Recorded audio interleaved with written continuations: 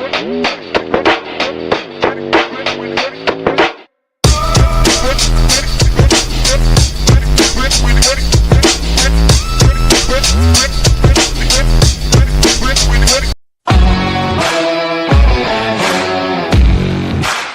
tuned into SEC Sunday Night, part of the Chief Sports Network.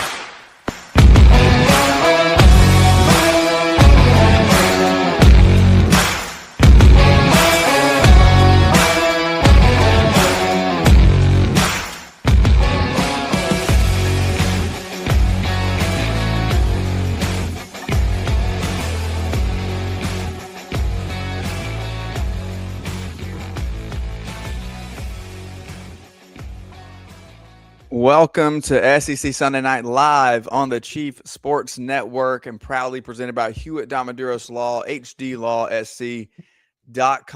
Make sure that you come and join our family, get into it, be a part of what we're doing here because we are bringing casual conversations to the serious sports fan, and we want to make sure that we raise a glass to you, the viewer, the listener, our friends in the chat box, everybody who is here with us. Look at that, boys. We brought our drinks. And you know what else? Hewitt Domaduros Law is here for you as well, and they want you to be a part of their family. Over tens of millions of dollars won for clients because they know who you are. You're not just a number, and you're not just a paycheck, and you're not just another name and face that they're never going to remember. They're going to learn your story. They're going to learn you. Brad and Dean are absolutely the best. Give them a call today or just go online and check it out, HDLawSC.com. Proudly presenting SEC Sunday Night. I am Rob Williams here with my good friend Craig McMichael and our esteemed guest, as always, Casey Cregan is with us to kick it off tonight. Boys, first of all, let's start with some drinks. How are we doing? How are we detoxing and coming out of the weekend? Everybody's doing okay, making sure that we're recovering from the weekend that was. First round college football playoffs is behind us. How we feeling? What's in the cup? When I need to be quenched, I reach for Body Armor. It's not Gatorade. It's not Powerade. No, it's Body Armor. They've got to pay for that. They've got to pay for that. You don't give them that, Craig. Right? Hey. I mean, was that an 8-ounce bottle? Is that like one of those minis? It's a little. You know? It's a wee little. So here's shooter. the best. So here's the best part. The little one caught a 103 fever Friday. So like when we were doing our live shows, she was hanging out on the couch. Poor thing. And so we had to get her some little body armors to go through. So I'm like, oh, we still have some extra ones left. So I definitely grabbed one of those. So I got the. You know what's good for a fever? Gatorade. Cowbell? I'm glad you said Gatorade. It's not Gatorade. It's just water. You can hear my voice. I was yelling at the screen last night for my James Madison Dukes. And no, I'm not really a James Madison Dukes fan. But I was, it was a good day of football, though, wasn't it? Friday was cool. It was a good game. Yeah, it was great. Exciting. Saturday afternoon was a good game, I thought. I know you guys, I'm in the middle of the fighters here, of the Jake Paul and Anthony Joshua here. I'm not sure who's who coming up. But, yeah, it was a good game. I just have water in the cup tonight, guys, to, Well, that'd be a lot of vodka. That'd be a lot of vodka. Before you got on, we thought that you were going to come in and advocate for Powerade. So I'm just glad that you said Gatorade is a good choice. Rob, do you have pancake batter tonight? I don't, but I do have eggnog, peasant eggnog, because there was no high-end eggnog at the Walmart. What is peasant? Is that like thumbs down instead of pinkies up? Yeah, I guess, because I did not plan on buying this brand of eggnog that I purchased. I wanted my high-end eggnog, and they have taken it off the shelves at Walmart because apparently Christmas has ended early this year in the Midlands of South Carolina. That's a shame. I'm upset. Well, you got to go to Publix. Beside myself. That was let out of the way. Let the Northerner tell you got to go to Publix. Publix will never disappoint you. That Sunday morning when they have that fried chicken coming out and it's fresh. Oh my gosh, I missed that so much. And when Casey talked about Publix earlier before we went on, that's all I was thinking about was like their fried chicken and how we used to get that on Sundays. And now I miss it. And now if I have to go to Publix, I have to drive 14 hours from my house. So let me just say this before we get into some into some scores and some boards here. To our friends in the chat box, Queen and Craig, I see you guys over there, loyal listeners and subscribers to Club Chief here on the Chief Sports Network, and we're thankful for you guys as well. And Craig, I do have no days off, but that's just fine because this is exactly the way that I like it. So we're having a great time and glad you guys are with us tonight. Now, I'm off for the next 2 weeks. As we look at next week, I don't have to go to work at all. Just get to watch football. And you're going to watch bowl games because you love them so much. Okay, let's talk about these. Let's talk about these games yesterday just for a moment. Okay, what about Friday? For the whole weekend. Yeah. So we talked about Alabama, Oklahoma a little bit, but we'll recap it again here. Alabama wins the game, obviously 34-24 after being down 17-0. It was the cold takes exposed fiesta of the year. Let me just say, I'm still having a great time, Craig. You take it easy. I did not put your tweet in here again. For those you who should have. I would have done that to you. Come on now. You got to see Craig's mishap where he was advocating for Notre Dame and saying that Alabama didn't show up in the first half. Then we have Texas A&M hosting Miami 10-3 in the lowest scoring game in college football playoff history. The only game ever to be 0-0 at the half. And that I will start off by saying we were wrong. We got the Alabama game right. We got this one wrong because we both picked A&M.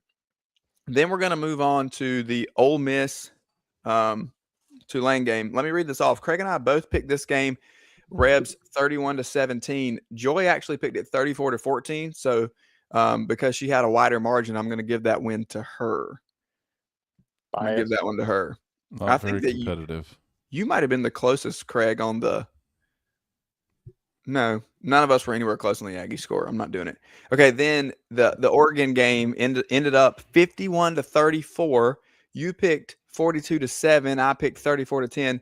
Joy wins again because she had 42-20, which was closer to the but James if we're just thinking about the first team, it was like 30-3 with Oregon's first team. So we're really going to include the score of Oregon's second. That is how the game works. Team? Yes, you do include all of the score. You don't just do the one until they pull the starters. I believe in selectively choosing the facts to help your argument, Rob.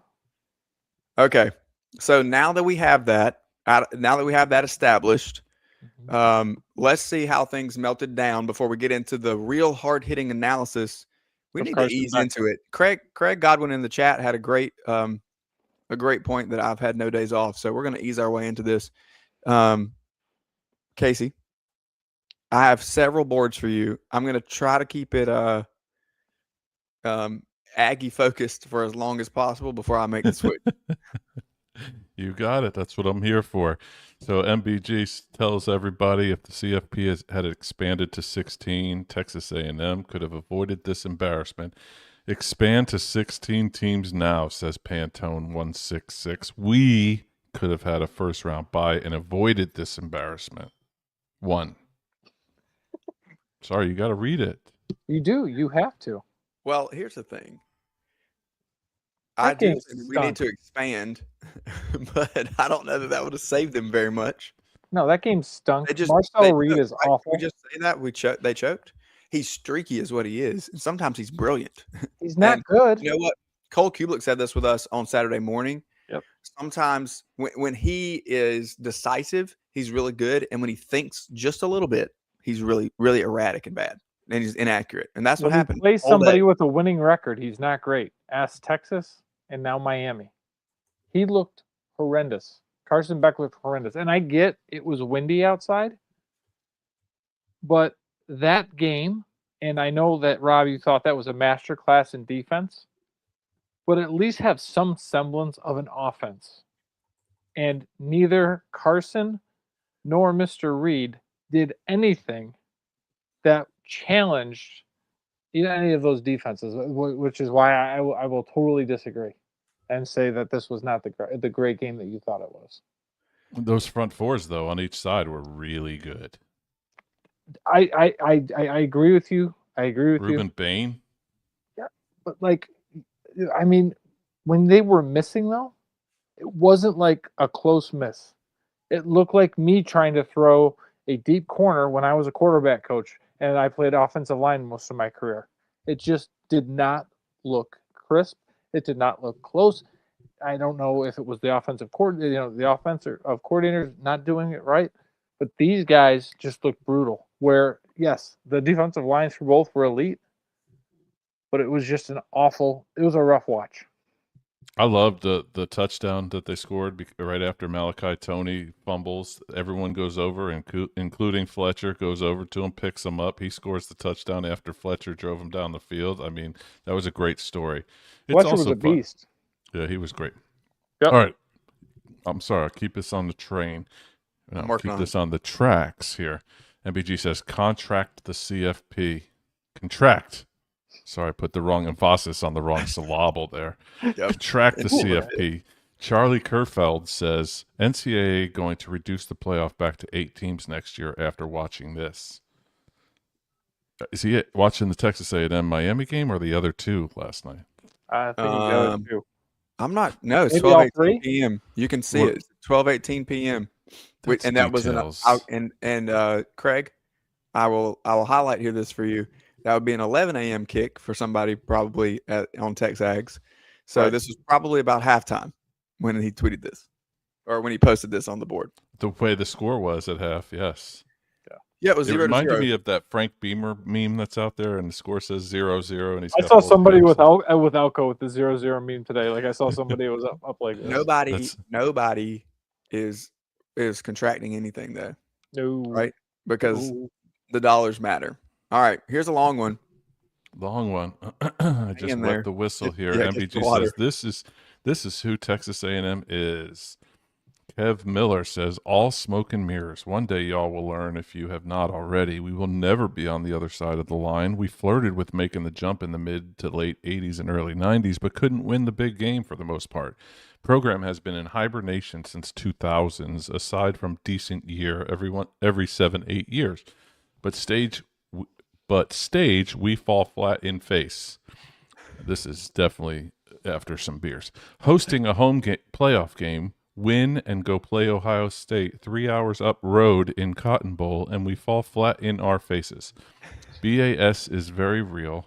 This is who we are, and it won't change. This season, we were a product of our schedule. You can't deny that after the last 2 games. We still can't beat Texas. We still can't win the big game. It's why we are viewed the way we are on a national level. We're a regional program, not a national program. This guy is going through it, boys. He's not happy. I had to disagree. Google BAS by Disagree, the way. though. It's battered What is Aggie it? syndrome. Oh, yeah, that's right. Bad Aggies, I know.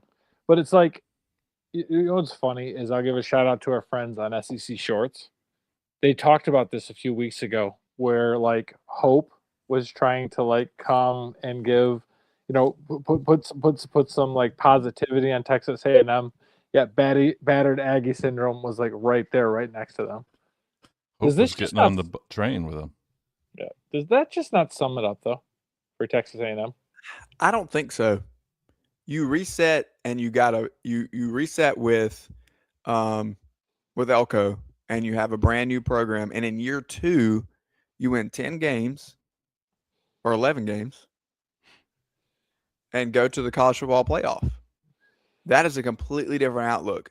I think set against the history of how they've choked it away, it looks like what this guy is saying on Texags.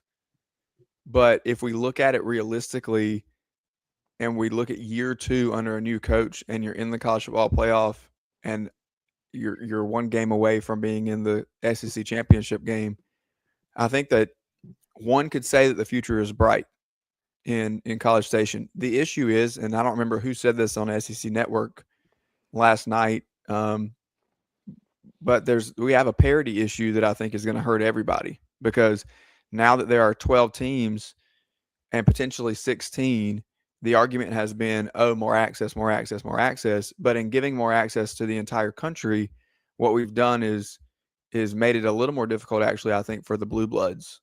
Although they still have an advantage over the rest of the group, I think that because the waterline has come up for everybody, it's a little more difficult for teams to sustain success year over year. And that'll be the question for me, is what do we see them come back and do next year? That'll really define it. If they're back in the college football playoff next year, or if they're right on the cusp and just barely miss it, I'm not mad at Mike Elko. But I think you also have to factor in we're going to in the SEC. We're going from 8 to 9 games, and I think that is going to add an extra element in there, an extra challenge in there, which is going to be difficult. But if we look at Texas A&M as a whole, they did it. They had a volleyball title. That's very fair. SEC. They SEC. sorry. They beat Kentucky too, so it was an all SEC final. And Kentucky was so good. Anyway, continue. We're not talking volleyball, but shout out to the Texas A&M volleyball team. What I like looking at is who's wearing short sleeves versus long sleeves when I was checking out that as a athletic director has to order those things. Speaking back of Texas A&M, I look at their last 4 games that they played. You were against the Gamecocks, you were down 31-3. You came back and won barely. You lost to Texas, and then you basically couldn't do a damn thing against Miami in the playoff. So, yes, you made the playoff. Yes, you are not 9-3, you were not 8-4. But I struggled to see how this wasn't the same old Texas A&M because they stumbled their way at the finish. Okay. That's fine. I think what Rob's saying, though, the trajectory is still pointing up. I think it is. I think overall it is. All right. Epitome of being an Aggie, Bayou Ags 19 says, finding new ways to make supporting this team hurt even more. Elko, quote unquote, finished 0-2, and Reed sucks. You guys have found my Tex Ags burner. Bayou Ag 19. He's got the ag tag too, so this guy's been on there for a while. You know what the best was? Rob had a response and he was on mute, and we had no idea what he said. He loves the mute button.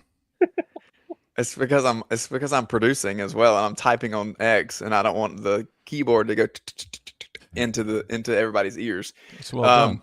But yeah, I try my best. But then here I was talking and thinking you guys could hear me. I was just about to say the same thing. That's all that I said was that Craig beat me to the punch of saying that this is his burner because everything that Craig just ranted is in this post. That, ladies and gentlemen, is how you call foreshadowing. It's how you do a show. You give the people a little tease, and then you hammer it home. Okay, Casey. Before I move on to the next one, are they going to be the meltdown of the week? Like it's got to be, right? I don't know, and we may not have a show this week because of the holidays. So I think we're safe. Even if there is no show, I think are we going to give them a shout out? Are they going to get credit? I think they have to be. Hold on. They have to. Hold on. We have one more. We have one more candidate. All right, we got MBG says Brent Venables was not the right hire for Oklahoma. I love this hindsight here. That 5th gen Sooners. Wow, how old does that make that guy? Anyway, he says Venables is not the right hire. This is Lincoln, but flipped all over again. Elite defense, offense won't cut it. His post-game comments make it pretty evident we aren't getting a QB change in the offseason, and by not making that decision, it's apparent he won't make the changes need for certain assistance on the offensive side. He is loyal to a fault, and it will keep us from the natty. Edit. Also fire whatever idiot played jump around in the stadium. What's wrong with jump around? First of all, what's wrong with jump around? That doesn't matter. Right. When have you ever had a stadium have rights to one song? Hype. They don't. Camp Randall, that is known between the 3rd and the 4th quarter. That is what they play, and they go pretty hype in there. What is Williams-Brice known for playing? Sandstorm. And how many stadiums and basketball arenas do we hear that song in? We usually just play it after we beat South Carolina in the locker room. That's hilarious. Okay. What about? I disagree with this take, but the most interesting thing to me, I'm going to say the same thing about Brent Venables that I just said about Mike Elko. I understand that he's a little deeper in. Mm-hmm. They have some things to figure out on the offensive side, but I don't think this is Lincoln Riley all over again. I think they're much more balanced. Lincoln Riley had 0 defense. They were able to find some offense. The point that I want to hammer in on here, and I want to get Casey's thoughts a little bit too, because Craig and I have already rolled this around on Saturday morning. And even on Friday, after we talked to Travis Davidson of the OU Insider and with KREF radio out there, they made the point that maybe John Mateer is playing for his job in this game. And that had just never crossed my mind. It never crossed Craig's mind. Like, are they going to go shopping in the portal again? Clearly, the fans think that they should. Venables has given some indication that maybe not. They're going to stick with Mateer and try to develop him year over year. This brings up the argument of, do we develop players year after year? Is this still a game of development, which I think that it is? Or are we just going to say we need to cut our losses and move on to the next in some cases, which I also think is kind of where we're at with the transfer portal? Do we think they need to go get another quarterback for 2026? No, I don't think so. You do, Craig? I do. I think Mateer is a nice quarterback, but if you want to break this idea of being Lincoln Riley 2.0, I actually think it is a really good happenstance, because you look at how bad the offense was. It is very analogous or similar, parallel, I should say. I can't speak today. Yeah, parallel. I don't know what that word meant. So I didn't know what that word meant either. I was like, I thought it was analogous. It sounded good. But their offense has been brutal. Mateer got him into trouble. It was that pick six. We talked about that. It was the pick six that I think broke the camel's back, because Oklahoma was not the same after that. But it's not his fault. He dropped a dime on his receiver that could have put them up 24-3, and the kid dropped it. Listen, I don't disagree with you. That was game over. That would have been game over. We did talk about that on Saturday morning. However, it's not Ty Simpson's fault that his receivers dropped multiple passes that would have been major gains, and if they had caught the ball, then perhaps this is a blowout further in the other direction once it got rolling. You know what's wild at the game? So I was like, all right, I got to look at the total stats from this game. Alabama had 262 total yards in that game. Oklahoma had 360. I was like, it just wild. I don't know. I don't believe Mateer's enough. Like, he's good, but again, if you want to go deeper into the playoff, I think he is going to make the mistake that is going to hurt you. I don't think he can elevate it. And he's been in Ben Arbuckle's system. We talked about that on Saturday. Is Arbuckle really developing or making this kid better? I think it was all the injury, though. I really do. You said it on our show last week. He was the week 3 Heisman, and he was probably clear cut at that point. Then he gets hurt, has surgery, and he won the Leonard Fournette Award. I think waist down, he is set up to be erratic throwing the football. Oh yeah, no, he's all over the place. That's what scares me from his standpoint, is that he can be inaccurate. Now the pick six wasn't an inaccuracy. Exactly. The pick six was not an inaccuracy, wasn't it? So if you could take Hoover, it was miscommunication. He threw a hitch, and there was no receiver. Yeah. But if you could take Hoover from TCU or go to Mateer, are you gonna keep Mateer? Well, Hoover's going to Clemson, so that's a moot point. Oh, fair. I heard somebody said DJ Lagway was going to Clemson, and I would just love that. He was definitely recruited highly by the staff. So yeah, big time. This is my favorite board of the day, by the way. It's our last one. All right, from the Michigan Insider, MBG says, breaking: trusted sources tell MBG that Kalen DeBoer spelled B-O-A-R, DeBoer spelled D-E-B-O-R-E, has an agreement in principle with Michigan to become its next head coach. It's going to DeBoer, like the hog. The same person who told me Harbaugh was being hired 2 months before it happened is telling me Michigan has a deal in principle with DeBoer, B-O-R-E. He told me Hoke was being hired several months before Rich Rod was even fired as well. Take it as you want. I trust him. And be honest with you guys, before you guys break this down, BB 1971 US, I get all my trusted sources from the message boards. So you might as well just say DeBoer. I'm not sure it's actually Kalen DeBoer, but it's somebody named DeBoer to Michigan, confirmed tonight. Confirmed. The multiple DeBoers is what gets me. All the spellings and couldn't get it right ever. Just tried multiple things and still got it wrong. He was just hedging his bets and just tried to spell it any way he could think of. You can't even say right. You can't say autocorrect got you. I mean, Nope. because with the DE, You know what got him? 1971, and he's on the computer. It's either he graduated from Michigan in That's a good 1971 point. or was born in That's 1971. a good point. I think speaking about this hire, Dan Wetzel came out this morning and said that Michigan is not close. DeBoer, whatever his name is spelling, he's out for another at least 2 to 3 weeks. Dillingham is comfortable at Arizona State.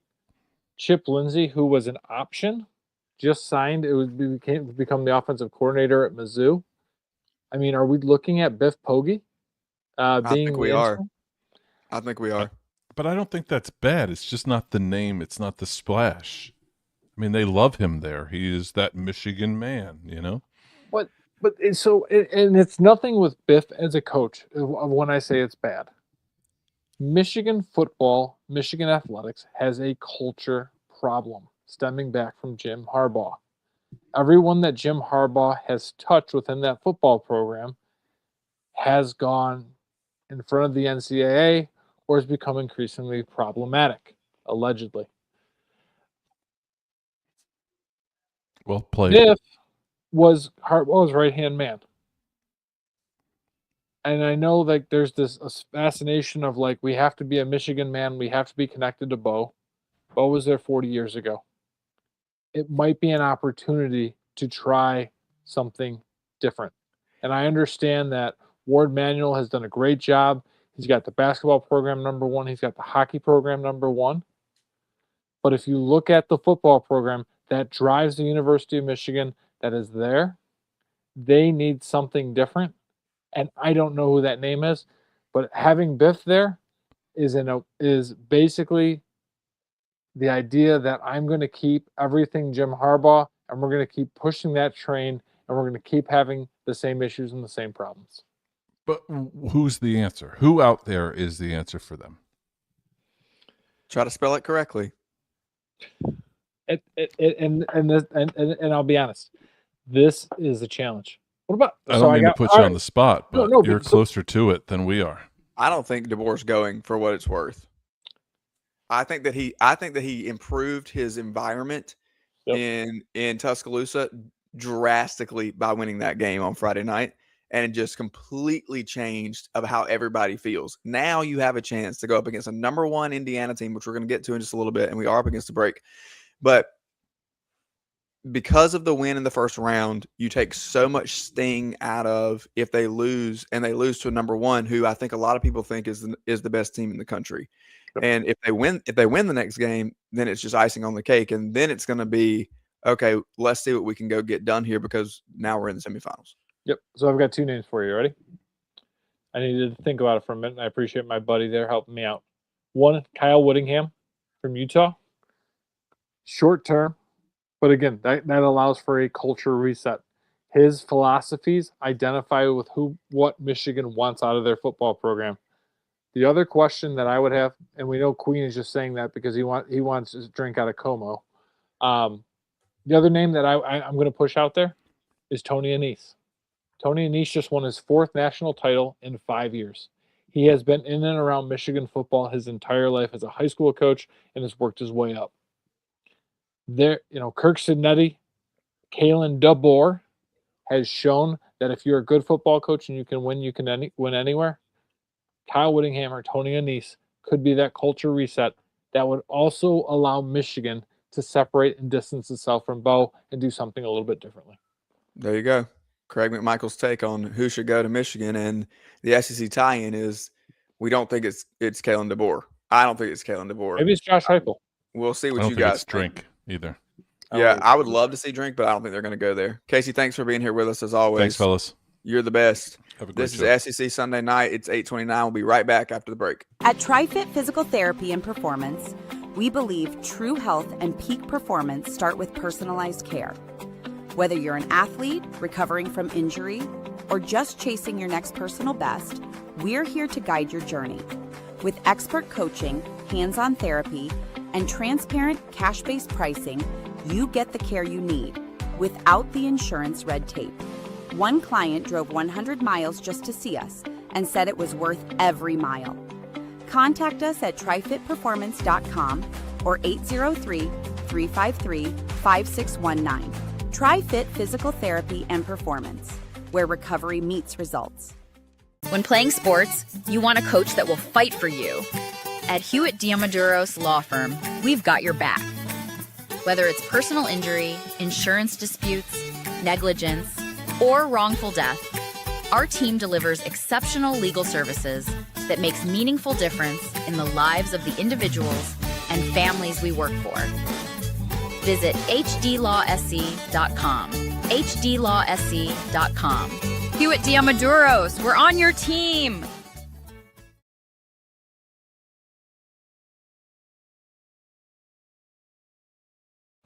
This is SEC Sunday Night, part of the Chief Sports Network.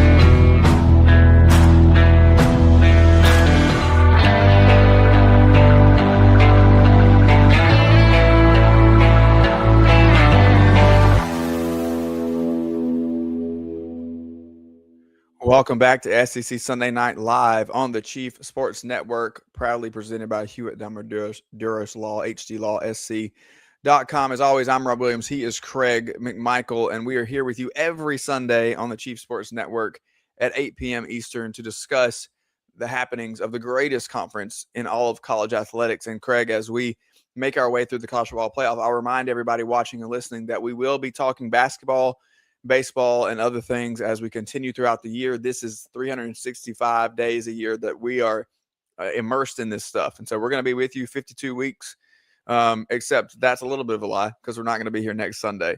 We will have continued coverage of the college football playoff, though, so be on the lookout for our upcoming schedule as we get ready for that next round on New Year's Eve and New Year's Day, and get ready to recap that and move towards figuring out who's going to be in that Final Four of this year's edition of the college football playoff. Let's look at some losers, though, Craig, as we've already discussed them a little bit. We haven't discussed a ton of the winners, and we need to take just a few more minutes to pay homage to those who are no longer participating in this tournament as we move forward.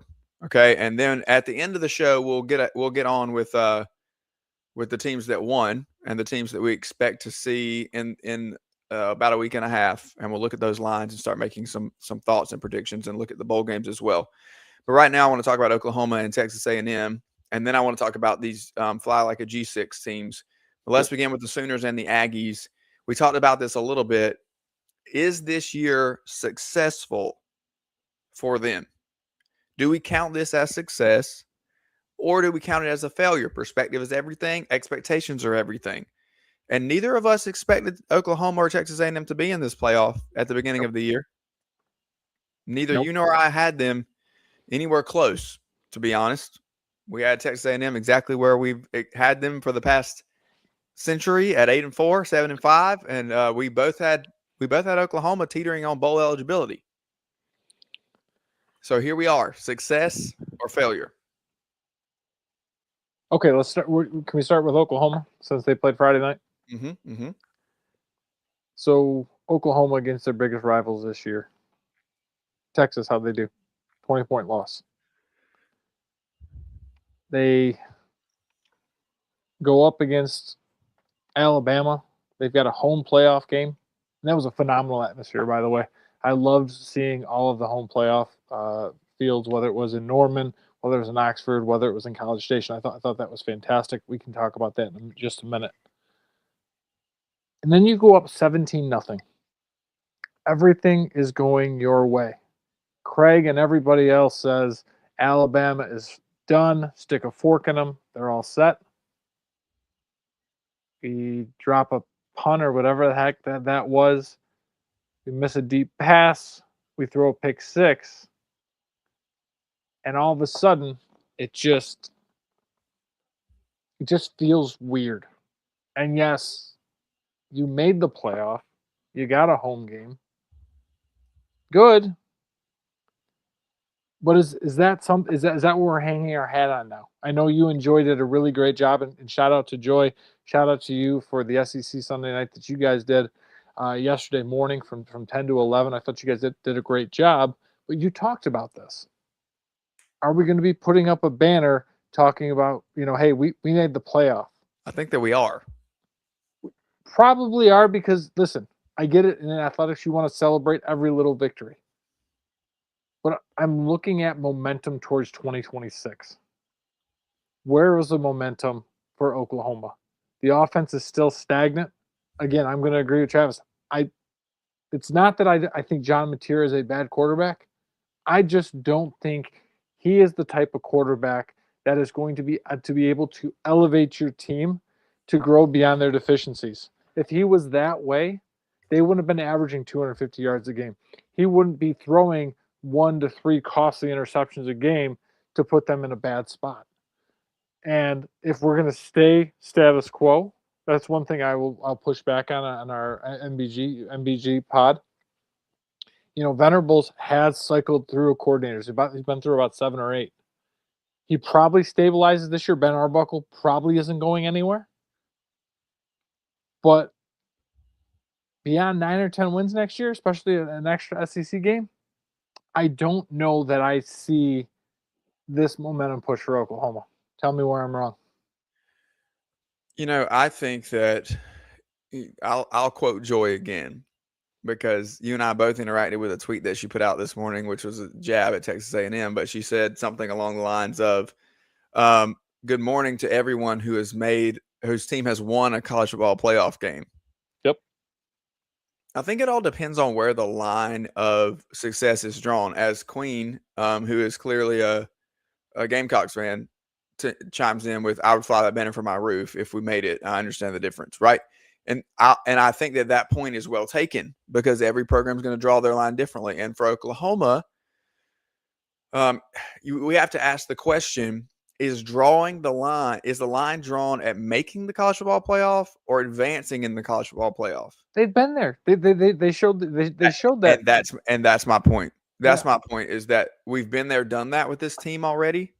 Not with this coach. So that's my only caveat is, does it bode well for BV that he makes it? You know what I mean? Where he has not been able to break through that barrier just yet. And so that's the momentum push, is that it's this staff and this coach and this quote unquote new culture in Oklahoma that can kind of drive with that a little bit, instead of resting on somebody else's laurels and something that happened with a previous staff. I do think there's some merit to that. Yep. But there's a lot to be said about winning that game, because I will continue to stand on the point that nobody, and I mean nobody, has talked about Tennessee making the playoff last year. Nope. Nobody. Nope. It has not been brought up one time. They went to Columbus, got waxed, and that's all she wrote. I think Oklahoma will be talked about more because this game's memorable because they blew it. Tennessee's game is just not memorable at all because Ohio State was on a burner of a run. Right. And they went up there and just got scorched. So, it's a difficult question to answer, I think. Same for A&M. Right. Last thing I'll say about Oklahoma before we go to A&M. Here's the other challenge Oklahoma's going to face. Joe Castiglione is retiring. They're going to have a new athletic director. You know how I love me some athletic directors. Castiglione has been a constant in that administration, and he has brought stability. Unlike what we talked about in Ann Arbor with Michigan, he's brought stability and he's elevated what Oklahoma has to offer. There's going to be a new athletic director there. How is he going to measure success? Is it going to be okay to just make the playoff? I think at Oklahoma, you have a history of wanting more. And I think that's the biggest thing I'm going to say as we close out in Oklahoma. Yeah, I agree. And on the flip side, you have a history of just trying to make it at Texas A&M, just trying to get over the hump. And so that's why I think that we define these seasons a little differently for these two teams. With Texas A&M, I think that you're in a situation where making it to the college football playoff and having the season that they had is a really big deal. And so that makes a big difference. Again, that does make a big difference. But how I feel about that playoff game. It was a brutal look. Yes, Miami had a good defense, but you mean to tell me that Aggie rushing attack couldn't do anything? It really shocked me, and it really blew my mind. Mike Elko has made some nice moves. I think one of the things I heard today on an earlier show, I think it was the Audible with Bruce and Stu and Ralph. They talked about, Texas A&M has a lot of second through fifth round picks. They're missing those top end first round picks. So I think that's going to be the challenge, whether it's through the portal or whether that's through recruiting. Where is going to be that top end talent and that top end speed to bring Texas A&M over? Because yes, this was nice this year, but next year's going to get a whole hell of a lot tougher. Okay, yeah, and the last thing I'll say about Texas A&M before we move on to the Fly Like a G6 segment here is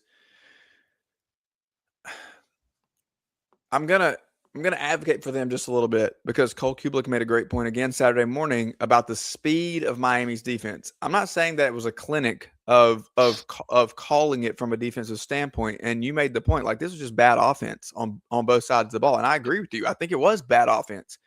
But I'm not discrediting what the defenses were able to do either, not even from a scheme standpoint. And I understand that's part of it, but I do think that the just sheer speed and athleticism of these defenses was a factor. I think the personnel was a factor. And I think that you would argue for that because you said Marcel Reed struggled against any team that he played that was worth its salt, right? Right. And so when you look at the defenses, that's essentially what you're saying is that, like there were good players on the other side of the ball. And I think when it comes to Miami, there's a lot of speed on that defense, and it showed up in space when Texas A&M was trying to make plays.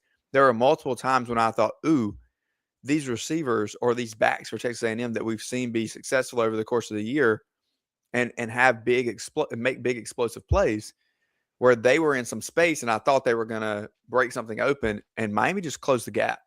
Yeah. And so I think that was a little bit of a difference. A little bit of a difference too. There's a lack of execution on offense, which is all well and good, and you're completely right.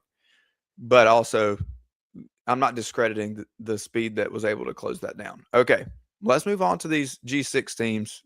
And if you're new to us, we include the Tupac in that. So there are actually, when we went from Power 5 and G5 to Power 4 and G5, that the math ain't mathing, friends. If we drop down to 4 in the power, there has to be one up in the group of teams. So it is G6 to us. Fly like a G6 as always. Craig, don't we enjoyed your dancing on Friday. We'll do without it on Sunday night. All right. I got to get him going. Do they belong?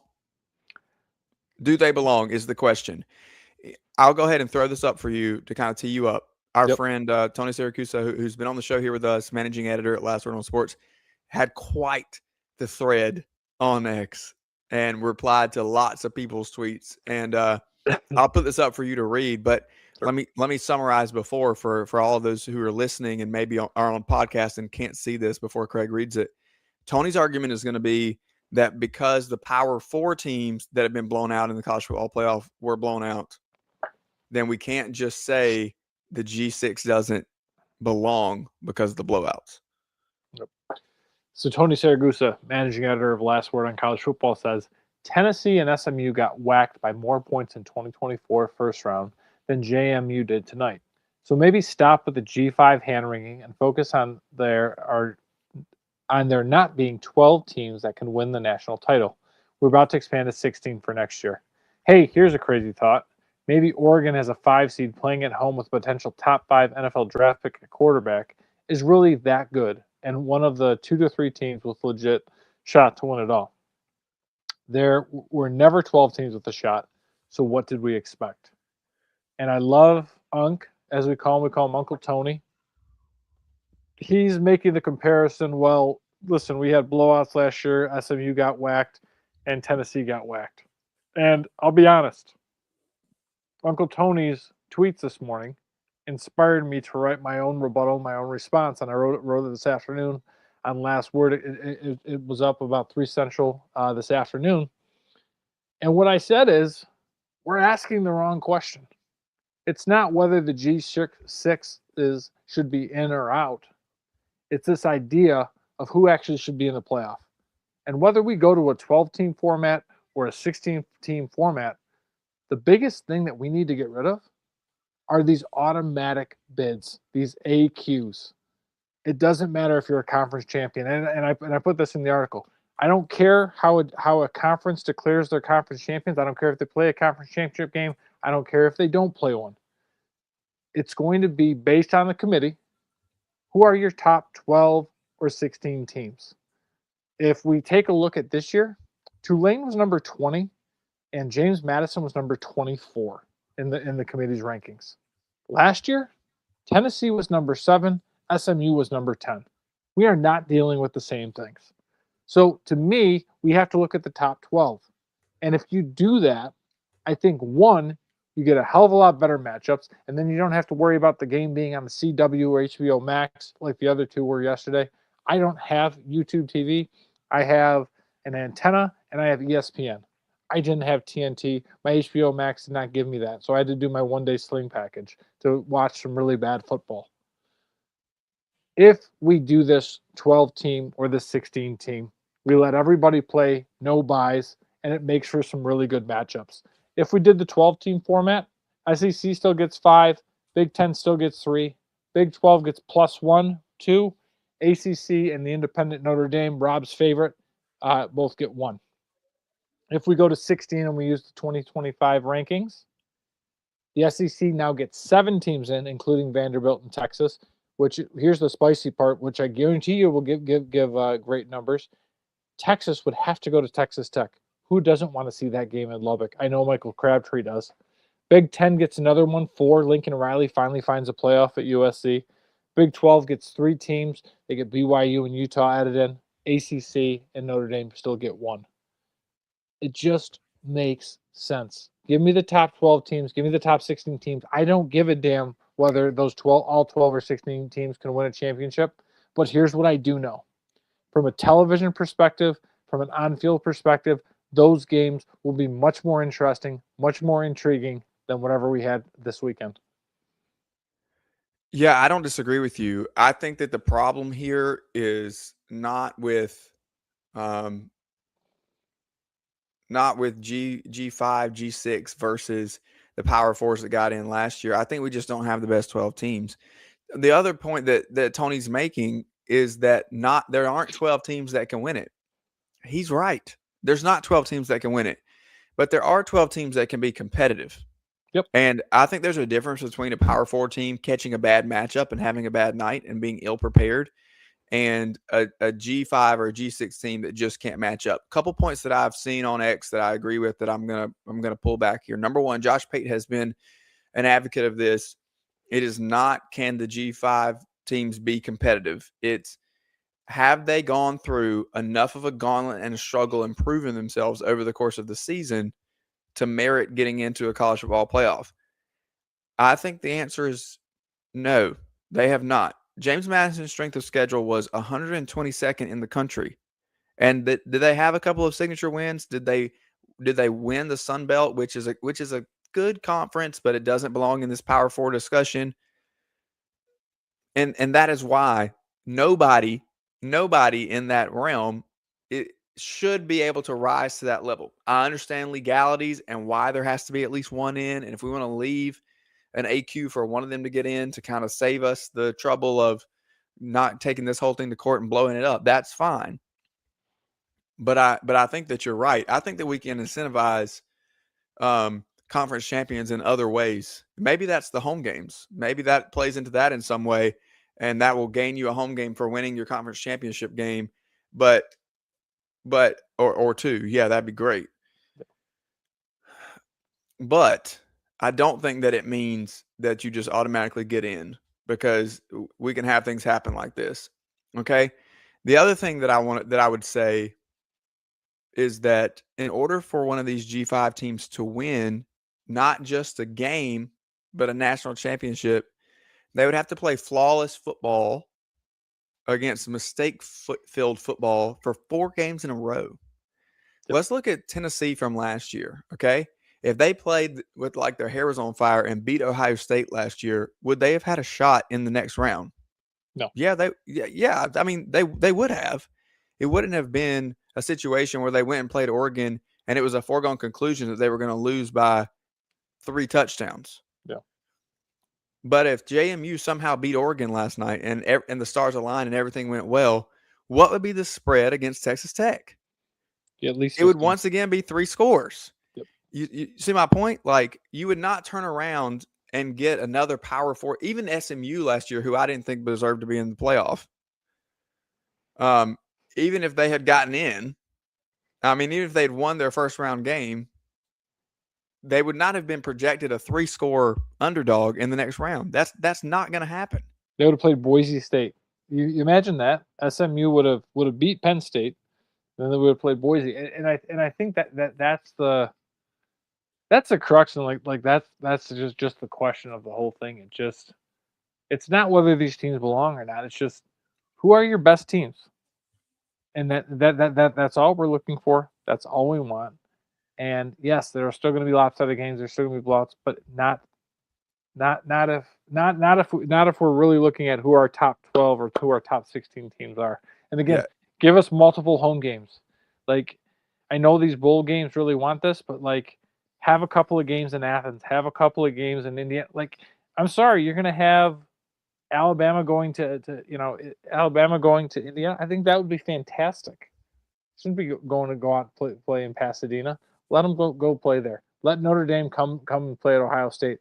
These would be, the ratings would go through the roof. I'll make one quick correction there, because Miami is playing Ohio State, not Notre Dame. Just in case you were just in case you forgot, Notre Dame was left out of the playoff and is sitting at home.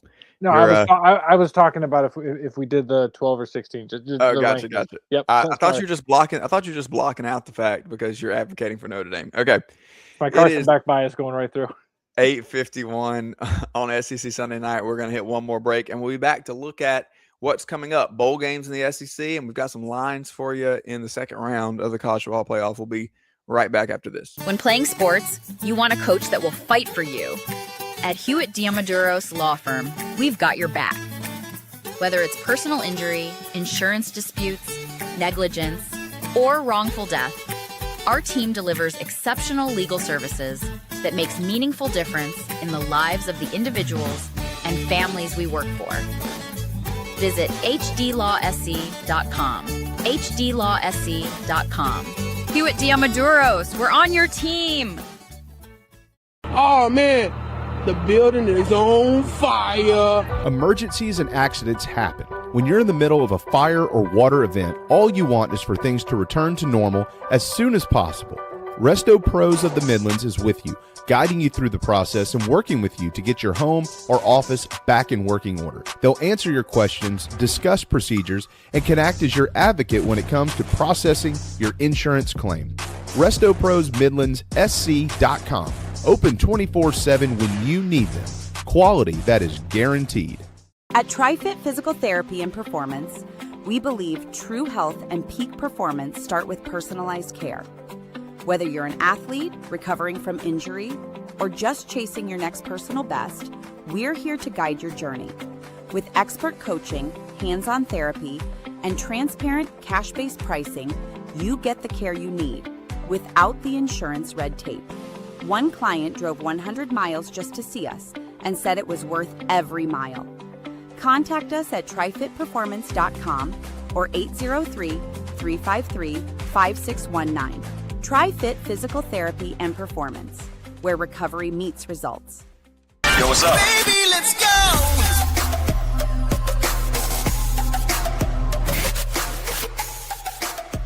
This is SEC Sunday night on the Chiefs Sports Network.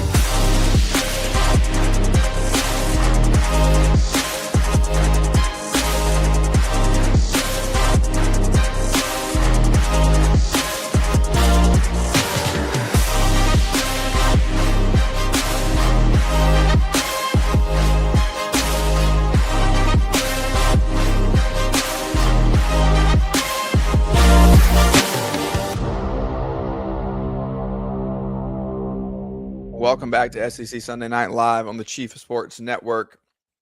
We have a few games here to discuss. Before we get into the bowl games that are coming up, let me just go ahead and throw up the lines according to FanDuel here on the screen as we look forward to the next round of the college football playoff.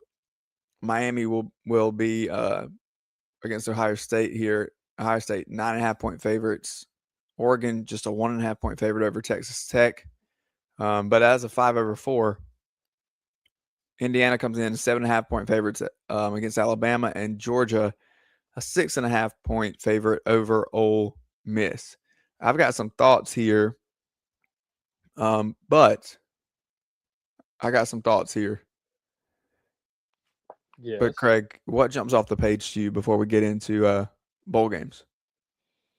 Ohio State's going to wax Miami, and it's not even going to be 9.5. 9.5 is not going to be enough right there. I think that Ole Miss Georgia game is going to be a little bit closer. I loved everything that I saw from Pete Golding and the Rebs. We didn't really give him enough credit, but he made it all about his players. It was not about him. I think Pete is going to endear himself with Ole Miss and the Rebels. I expect that one to be super close. I'm still trying to wrap my mind around the idea that Indiana is favored over Alabama. Rationally, I know this could be true, but historically, my mind says, are you serious? Yep.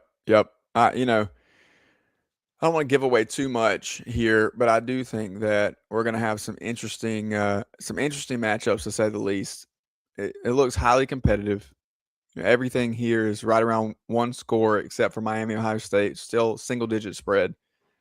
So I think that we're going to have some competitive games, and I think there's some definite opportunities for what I would deem as upsets. Maybe not, according to those lines. So we'll see. We'll see how it plays out. We'll be back with you to discuss some of that before we get going around the new year.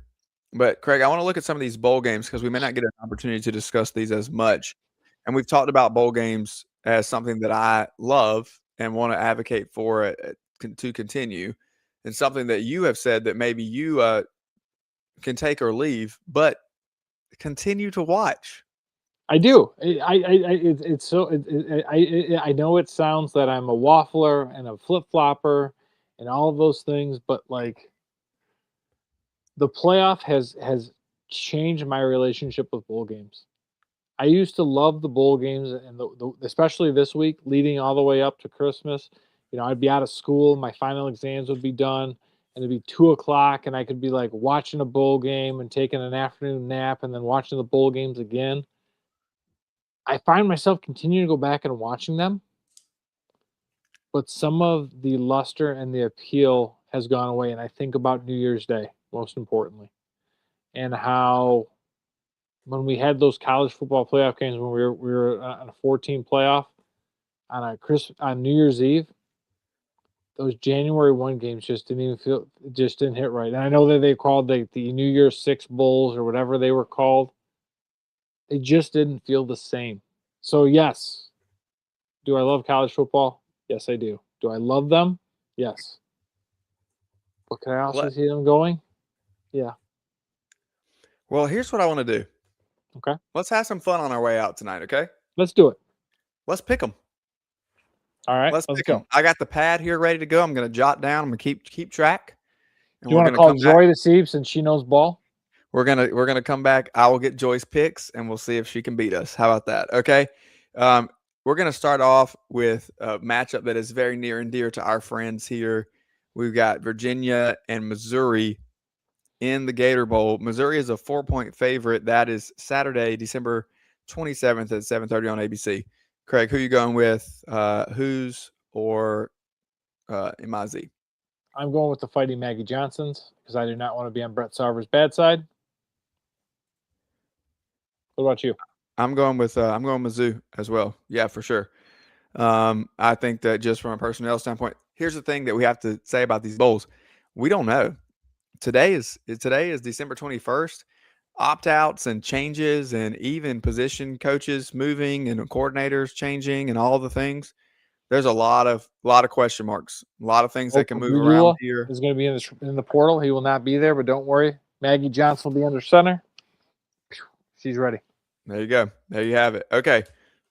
LSU faces off with Houston in the Kinder's Texas Bowl. That is also the 27th, 9:15 ESPN. Houston, a 3-point favorite.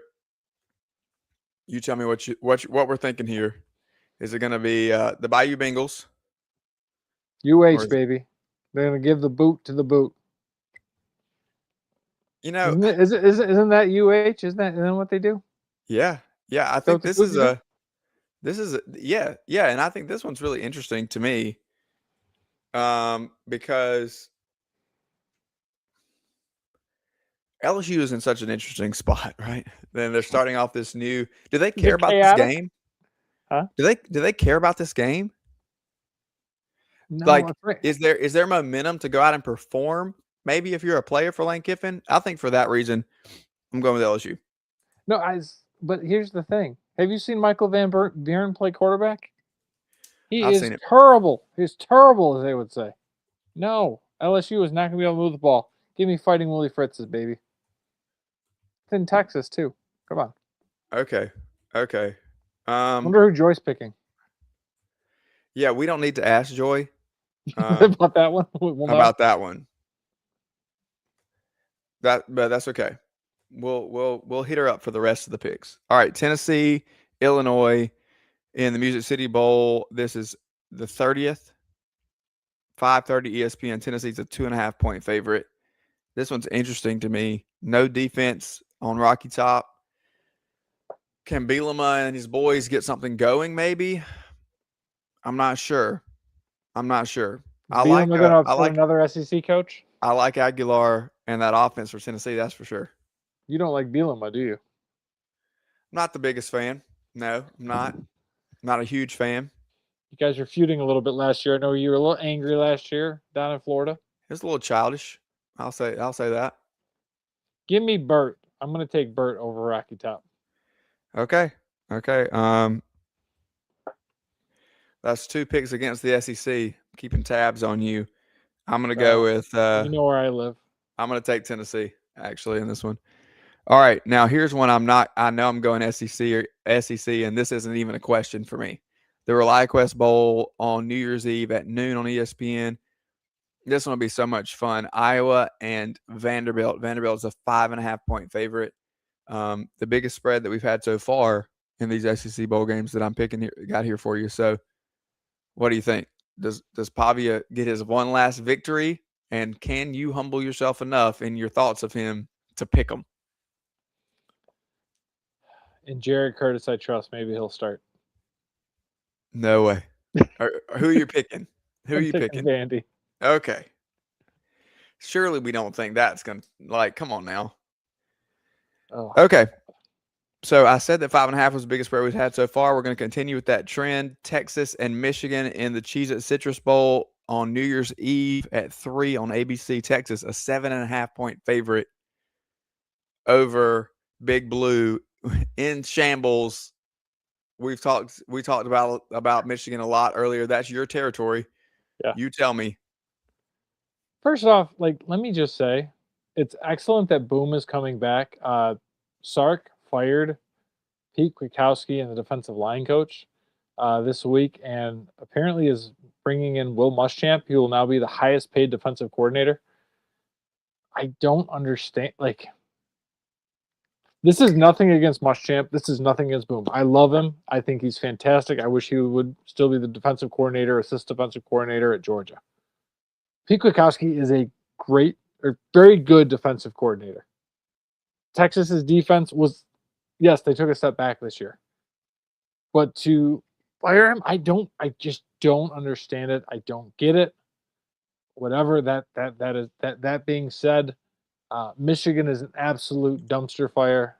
I expect this one to be Texas big. My boy Arch is actually taking a pay cut so that Texas can go in the portal and get more guys.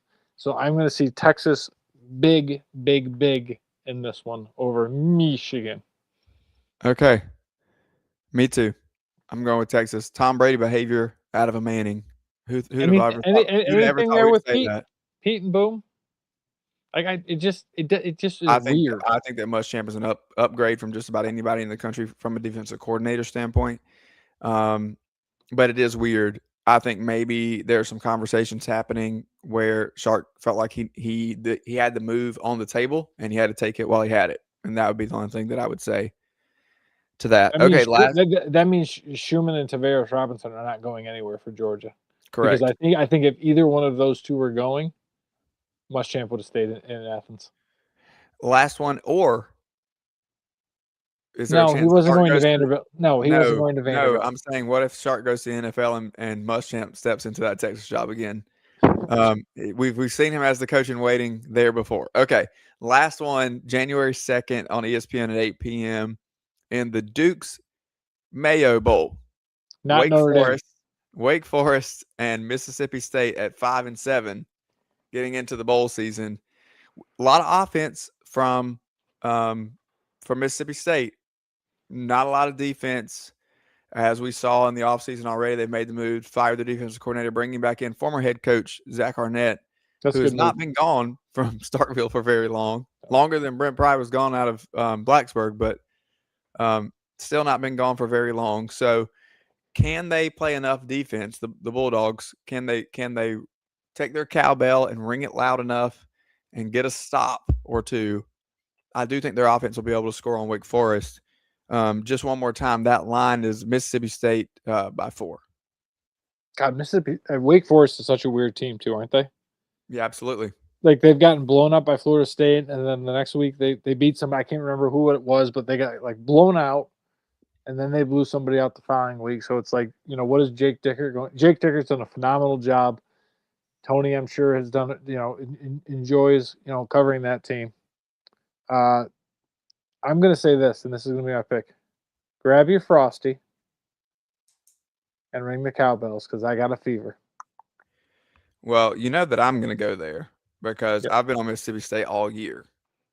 Yeah. Even from the preseason, I've seen something there, and I think I was right. It's just it just didn't quite come together in a couple of instances where they could have pulled upsets or they could have won swing games in 50-50. But you can tell that they have more talent than what the projections had for them, and they still overachieved. Okay. Yeah, they could have been what? They could have been 6-6, 7-5. You think about that Tennessee game. You think about the Texas game.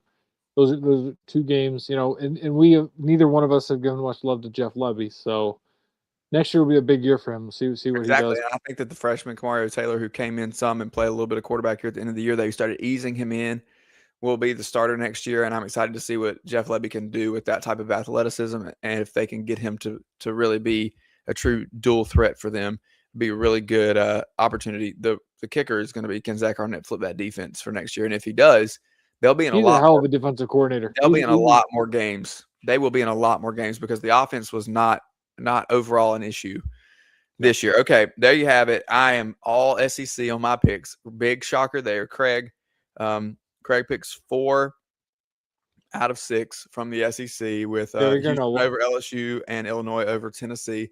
And this pick's much more balanced for you, probably more realistic outlook, but we'll see how it goes.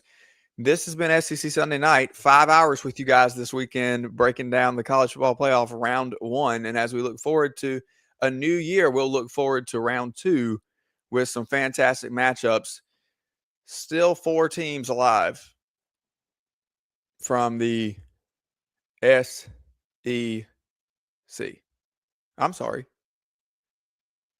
Still 3 teams alive from the SEC with an opportunity to get an opportunity to get 2 into that Final 4. Can they do it? That's kind of on Alabama to answer that question. We'll be back with more. Make sure you check out all of our socials as we release the upcoming schedule for 2026.